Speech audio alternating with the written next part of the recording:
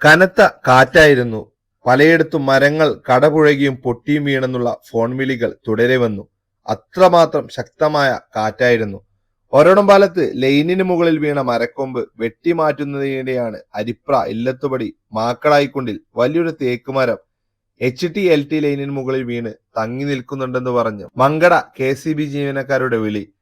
മരക്കൊമ്പ് ലൈനിൽ നിന്നും വെട്ടിമാറ്റി അങ്ങാടിപ്പുറം KCB ഉദ്യോഗസ്ഥർ ലൈൻ ചാർജ് ചെയ്തതും നേരെ ഇല്ലത്തുപടിയിലേക്ക്.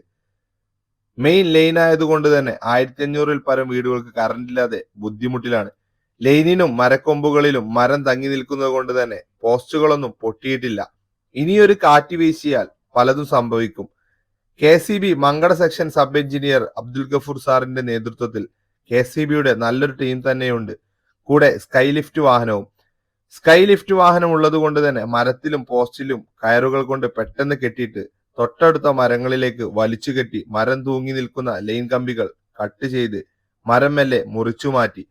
ഉടൻ തന്നെ ലൈൻ കെട്ടി ചാർജ് ചെയ്യുവാനുള്ള ഒരുക്കങ്ങൾ KCBയുടെ ജീവനക്കാർ ആരംഭിച്ചു. നന്ദി വാക്കുകൾക്ക് കാതോർക്കാതെ അടുത്ത സ്പോട്ടിലേക്ക് ഞങ്ങൾ യാത്ര തിരിച്ചു.